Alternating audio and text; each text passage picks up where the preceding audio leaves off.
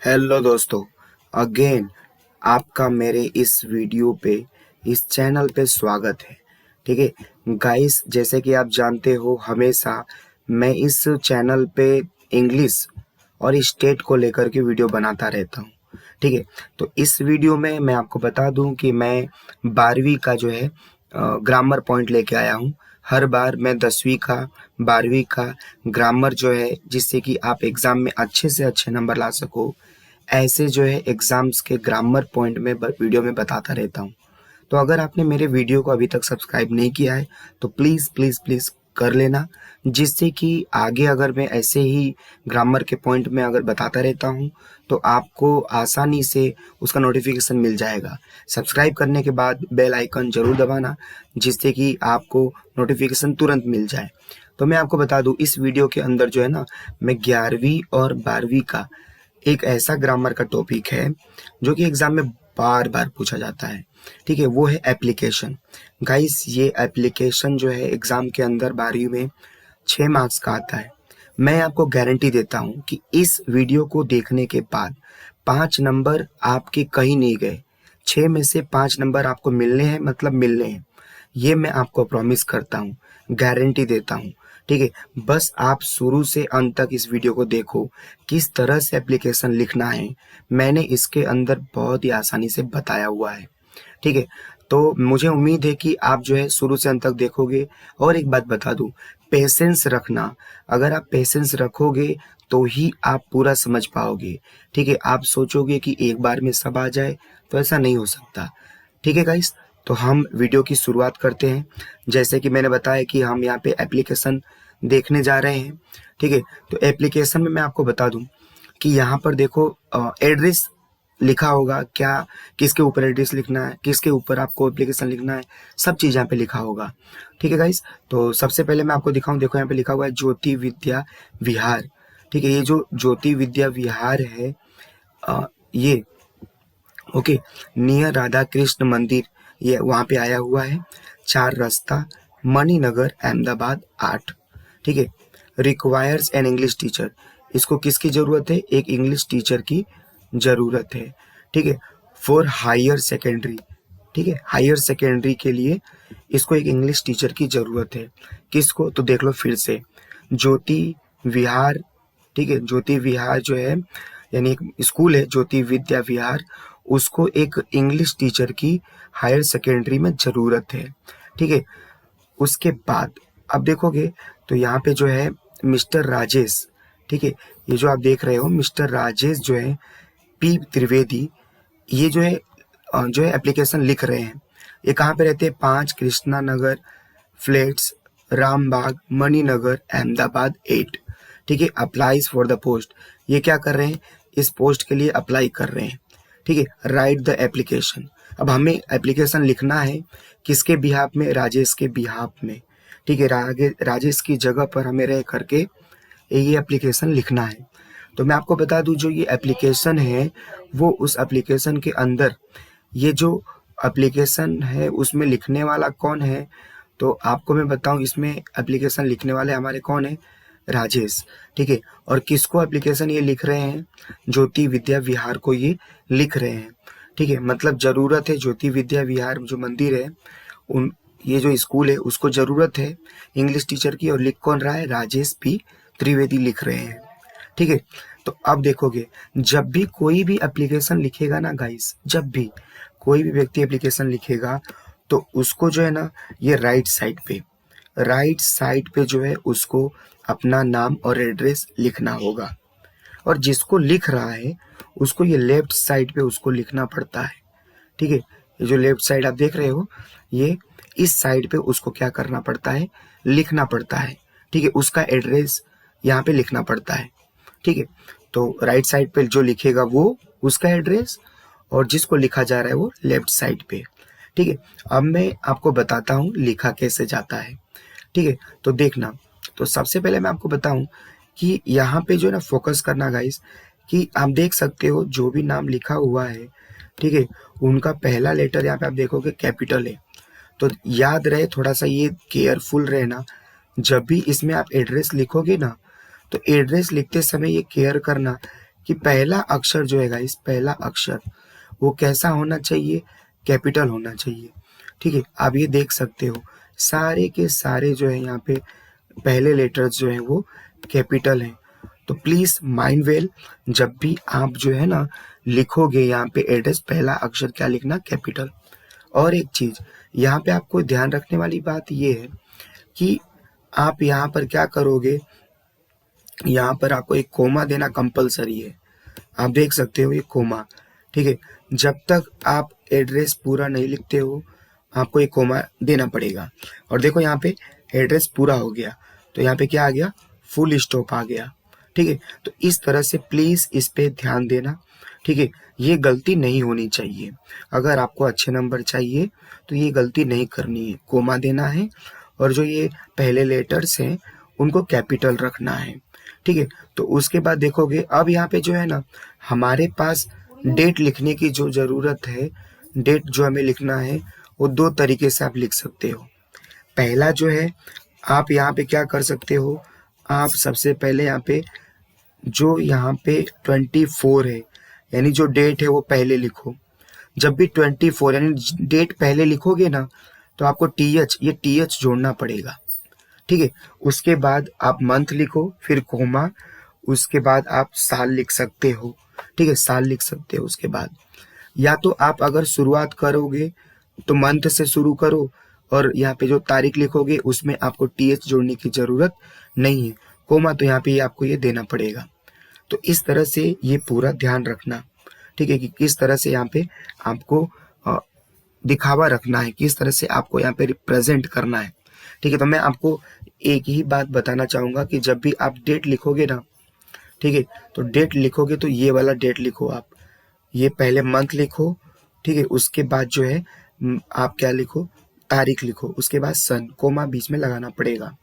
तो उम्मीद है कि आपको जो है ये पूरा जो मैंने अभी बताया कि राइट साइड पे जो आप ये लिखोगे ना वो कैसे लिखोगे ये आपको समझ में आया होगा। ठीक है, तो अब बात करता हूं मैं अपने लेफ्ट साइड की।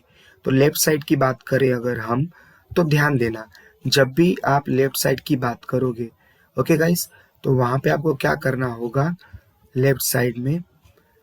तो गाइस लेफ्ट साइड में क्या होता है कि जिसको आप लिखते हो ना, ठीक है, उसका एड्रेस आता है लेफ्ट साइड में। तो लेफ्ट साइड में वो एड्रेस कैसे लिखा जाए वो यहाँ पे मैं आपको बताता हूँ। ठीक है, तो देखोगे, ध्यान देना, अच्छे से समझने की कोशिश करना कि कैसे लिखा जाता है। अगर आपको अच्छे नंबर चाहिए तो ये समझना पड़ेगा। यहाँ पे भी देखोगे तो जो भी पहला लेटर है वो आपको कैपिटल में दिखाई देगा। तो please please please mind well, जब भी आप जो है पहला अक्षर लिखोगे तो ये सब कैपिटल लिखना। ठीक है, आप देख सकते हो सब कैपिटल है। तो इस तरह से ये क्या है, आपको कैपिटल में लिखना पड़ेगा। ठीक है, अब आपको करना क्या होता है कि ये जो है ना 2 लिखना यहाँ पे कंपलसरी है गाइस।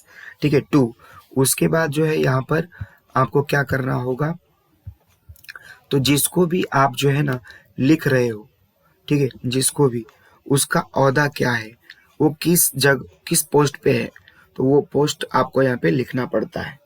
ठीक है, तो वो पोस्ट मैंने यहाँ पे लिख दिया। मान लो मैं टीचर के लिए लिख रहा हूँ तो मैं यहाँ पे क्या लिखूंगा, प्रिंसिपल। ठीक है, किसी कंपनी में लिख रहा हूँ तो मैं क्या लिखूंगा, मैनेजर। ठीक है, तो जिस जगह पे लिख रहे हो उस जगह पर जो भी वहाँ पे सुपीरियर होगा, जो बड़ा होगा, उसको आपको ये यहाँ पे लिखना है। अब वो किस जगह का लिख रहे हो, तो मैं लिख रहा हूँ ज्योति विद्या विहार, इस जगह पे मैं ये एप्लीकेशन लिख रहा हूँ। ठीक है, ये कहाँ पे आया हुआ है, नियर राधा कृष्णा मंदिर। और ये कहाँ पे है, और डिटेल आप आगे ऐड कर सकते हो, 4 रास्ता मणिनगर। ठीक है, अहमदाबाद 8, इस तरह से। ठीक है, तो इस तरह से आपने यहाँ पर लिखा। और एक आपको बात बता दूं कि यहाँ पे भी कोमा जो है ना, आप ये कोमा जो देख रहे हो ये कंपलसरी है, आपको ये कोमा लगाना पड़ेगा, मतलब लगाना पड़ेगा। अगर आपने ये कोमा जो है नहीं लगाया तो आप गलत हो जाओगे। ठीक है, क्योंकि ग्रामर जो है ये गलत माना जाएगा अगर आप ये कोमा नहीं लगाओगे। जैसे ही आपका पूरा एड्रेस पूरा हो जाता है तो आप यहाँ पे फुल स्टॉप लगा सकते हो।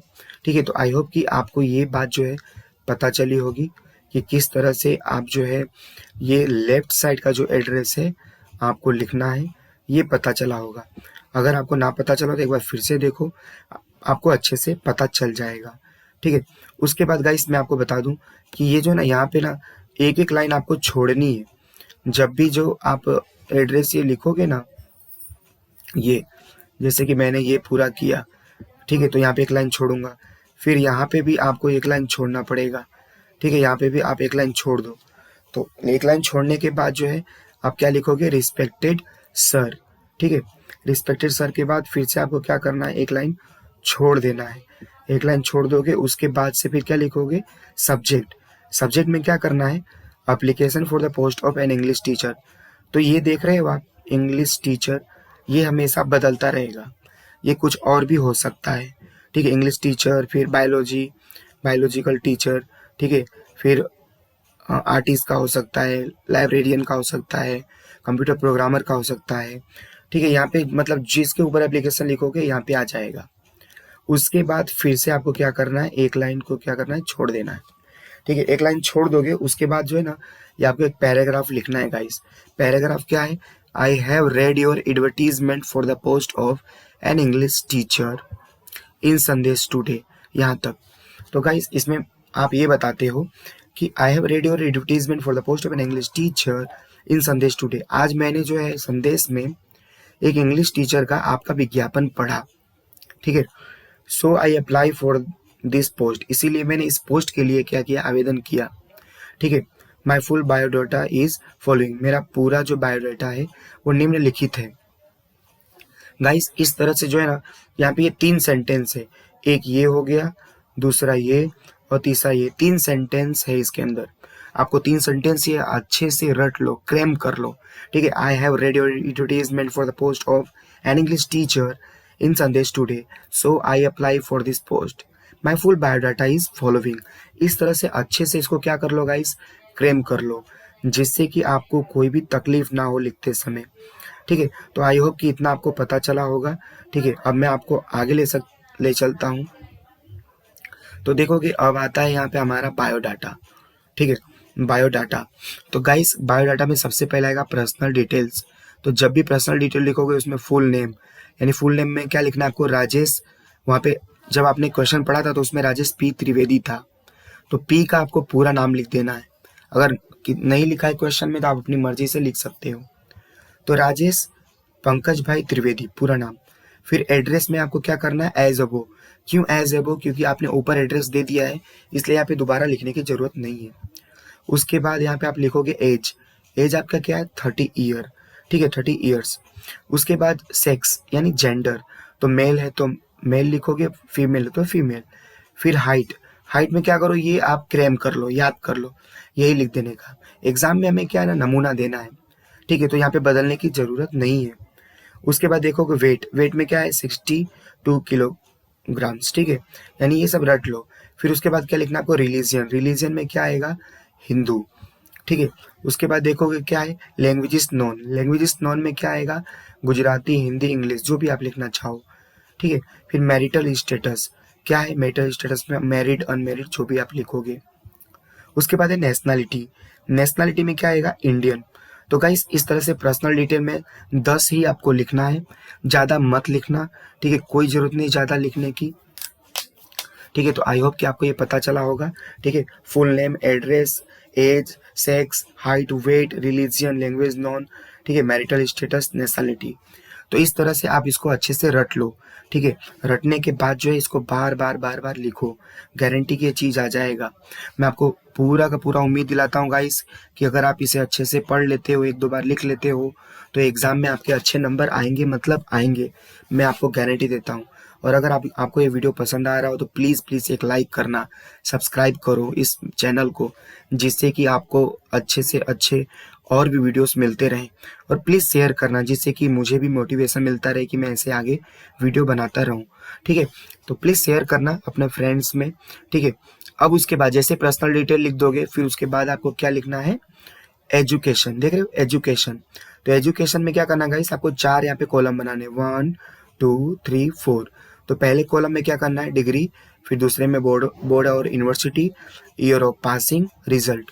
गाइस जब भी डिग्री लिखोगे ना, तो डिग्री लिखते समय याद रखना आपको HSC, ठीक है, फिर जो भी मान लो टीचर के लिए, इंग्लिश टीचर के लिए अप्लाई कर रहा हूँ तो यहाँ पे BA, ठीक है, MA और B.Ed वो भी इंग्लिश से यहाँ पे होना चाहिए। तो HSC मैंने कहाँ से पास किया वो लिखना है, ठीक है, कौन सा बोर्ड है वो लिखना है। फिर BA मैंने कहाँ से पास किया, गुजरात यूनिवर्सिटी से, जहाँ से भी पास किए रहोगे वहाँ से लिखना है। MA यानी गुजरात यूनिवर्सिटी से। B.Ed कहाँ से किया, गुजरात यूनिवर्सिटी से, ठीक है। मैंने कब पास किया मेरा HSC वो लिखना है। BA कब पास किया, कौन से सन में वो लिखना है, ठीक है। MA कब पास किया वो लिखना है। B.Ed कब पास किया वो, परसेंटेज आप अपने हिसाब से लिख सकते हो। तो इस तरह से आपको ये 4 कॉलम बनाने, अच्छे से बनाना, ठीक है। उसके बाद देखोगे आपको लिखना रहेगा एक्सपीरियंस। एक्सपीरियंस जो है गाइस, यहाँ पे एक्सपीरियंस लिखते समय आप ध्यान देना कि यहाँ पे भी आपको देखो कैपिटल्स लिखने हैं। देखो E कैपिटल है, T कैपिटल है, V कैपिटल है, N कैपिटल है, ठीक है, कैपिटल्स लिखने हैं। तो आपको एक्सपीरियंस में क्या लिखना है कि आपको बताना है कि आप कौन से पोस्ट पे कहाँ पे थे और कौन से सन में थे, ठीक है। तो as an English teacher Vidya Niketan school, ठीक है, नानपुरा अहमदाबाद सिंस 1997। तो मतलब इंग्लिश टीचर के रूप में कहाँ पे थे आप, विद्या निकेतन स्कूल में, जो कि नानपुरा अहमदाबाद में आया हुआ है, ठीक है। वहाँ पे आप काम कर रहे थे कब से, 1947 से, ठीक है। तो ये आप ध्यान रखना, जब से वहाँ काम कर रहे हो वो लिखना है, ठीक है। तो उसके बाद देखो आपको अगला लिखना है एक्सपेक्टेड सैलरी। तो एक्सपेक्टेड सैलरी में आपको गाइस याद रहे एज पर गवर्नमेंट रूल्स, यानी हमेशा यही लिखना है, एज पर गवर्नमेंट रूल, बदलना नहीं है, ठीक है। उसके बाद रीजन फॉर चेंज में फॉर बेटर फ्यूचर, ये भी आपको बदलना नहीं है, यही लिखना याद से, ठीक है। उसके बाद देखोगे रेफरेंसेस। तो जो भी रेफरेंसेस है ना गाइस, उसमें 2 रेफरेंस आपको देने हैं। तो रेफरेंसेस में 2 रेफरेंसेस देने हैं। तो सबसे पहले आप देखोगे, तो मान लो इंग्लिश टीचर के लिए दे रहा हूँ, अगर मैं रिज्यूम जो है अपना एप्लीकेशन जो है मैं अगर इंग्लिश टीचर के लिए दे रहा हूँ, तो एक प्रिंसिपल का रेफरेंस दे दो और एक सुपरवाइजर का दे दो।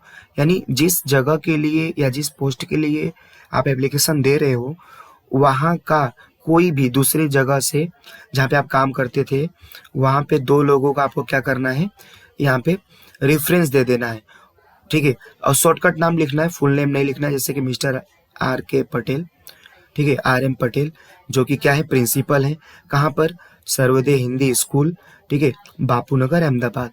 फिर दूसरा मैं रेफरेंस दे रहा हूँ NP शाह, ठीक है, जो कि सुपरवाइजर है, कहाँ पे, गणेश हाई स्कूल, ठीक है, वड़ज अहमदाबाद, ठीक है। इस तरह से 2 एक आपको क्या करने रहेंगे, रेफरेंस देने रहेंगे, ठीक है। उम्मीद है कि आपको यहाँ तक पसंद आ रहा हो। प्लीज़ लाइक जरूर करना, ठीक है, जिससे कि मुझे भी मोटिवेशन मिलता रहे कि ऐसे ही वीडियो मुझे बनाने हैं। ओके गाइस, तो अब आगे देखना, मैं आपको बता दूं कि इसका मैं PDF आपको दे दूंगा, ठीक है। अगर आप यहाँ पे देख रहे हैं यहाँ तक, तो इसका PDF आपको मिल जाएगा। आप PDF लेकर के जेरोक्स करा करके आप उसको अच्छे से रट सकते हो, याद कर सकते हो, समझ सकते हो। तो PDF जो है मैं आपको डिस्क्रिप्शन में दे दूंगा, डोंट वरी, ठीक है। तो देखना, आई hope that you will consider. देखो यहाँ पे जो है ना लास्ट एक पैराग्राफ लिखना है। इस लास्ट पैराग्राफ में गाइस आपको ये बताना है कि आई hope that you will consider my application and call me for the interview. मुझे आशा है कि आप जो है मुझे मेरे एप्लीकेशन को ध्यान देंगे और मुझे इंटरव्यू के लिए बुलाएंगे।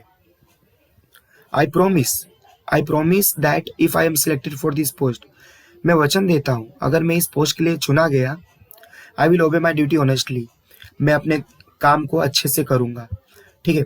तो ये इसको अच्छे से रट लो गाइस, बहुत सिंपल वर्ड है, गारंटी इसमें कोई स्पेलिंग मिस्टेक नहीं होगा, ठीक है। इसको रट लो, कैसे आपको रटना है, तो I hope that you will consider my application and call me for interview.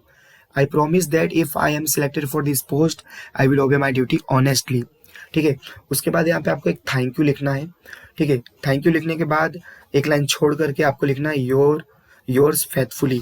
आप देख सकते हो यहाँ पे जो Y है वो कैपिटल होगा और F यहाँ पे आपका स्मॉल होगा, और यहाँ पे आपको क्या लिखना है, कॉमा देना जरूरी है।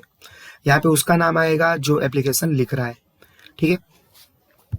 उसके बाद जो है ना गाइस, आपको यहाँ पर इंक्लूजर्स लिखने हैं। इंक्लूजर्स मतलब क्या? अटैचमेंट। जब हम एप्लीकेशन देते हैं तो एप्लीकेशन देने के बाद जो है हम अपना रिज्यूम का जेरोक्स भी देते हैं, तो वही रिज्यूम के जेरोक्स के लिए यहाँ पे जो है ना इंक्लूजर्स लिखा गया है। ठीक है, तो इंक्लूजर्स मतलब अटैचमेंट, आप क्या अटैच करके दे रहे हो इस एप्लीकेशन के साथ। तो देखोगे true copies of the following, मतलब जेरोक्स जो है वो निम्नलिखित है। तो देखो आपने जो है जब आपने डिग्री लिखा था उसमें आपने एचएससी लिखा था, ठीक है, तो एचएससी का मार्कशीट और सर्टिफिकेट, ठीक है। उसके बाद आपने बीए लिखा था तो बीए का मार्कशीट और सर्टिफिकेट। उसके बाद आपने एमए लिखा था तो एमए का मार्कशीट और सर्टिफिकेट। उसके बाद आपने बीए और बीएड मतलब बीएड दिखाया था तो बीएड का मार्कशीट और बीएड का सर्टिफिकेट। फिर आपने एक्सपीरियंस बताया है तो एक्सपीरियंस का आपको सर्टिफिकेट। इतना आपको अटैचमेंट देना पड़ता है, ठीक है। ये जो डिग्रियां आपने ऊपर लिखी होंगी ना यहाँ पर, ठीक है, ये जो आपने डिग्री ऊपर यहाँ पे लिखी थी उसी का ये जो आपने ये डिग्रियां लिखी है ना, उसी को आपको दो दो बार लिख करके एक बार जो है मार्कशीट एक बार सर्टिफिकेट इस तरह से करके दिखाना होता है, ठीक है। तो गाइस यहाँ तक उम्मीद है कि आपको यहाँ तक समझ में आया होगा, ठीक है। ये वीडियो जो है अगर आपको पसंद आया हो, आपको समझ में आया हो, ये इन्फॉर्मेटिव लगा हो तो प्लीज़ एक लाइक शेयर सब्सक्राइब कर जरूर करना, ठीक है। और मैं आपको बता दूं कि इस डिग्री जो है कौन कौन से होंगे तो वो जो है इसके नीचे मैंने यहाँ पे दिया हुआ है। ये देखो ये सारी जो है मैंने यहाँ पे डिग्रियाँ दी हुई हैं। यहाँ पर जो है आप देख सकते हो कि अकाउंटेंट के लिए क्या डिग्री चाहिए, कंप्यूटर प्रोग्रामर के लिए क्या डिग्री चाहिए, ठीक है। तो इस तरह से सारी डिग्रियां मैंने यहाँ पे दी है। इसका मैं आपको पीडीएफ दे दूंगा, ठीक है। आप वहाँ पे डिस्क्रिप्शन में जा करके इसको अपलोड करके डाउनलोड करके आप इसे अच्छे से समझ सकते हो, ठीक है। उम्मीद है कि आपको ये पता चला होगा। ये एप्लीकेशन है, एग्जाम के अंदर 6 मार्क्स का आता है। ओके गाइस, थैंक यू, आपने यहाँ तक देखा, ठीक है, थैंक यू।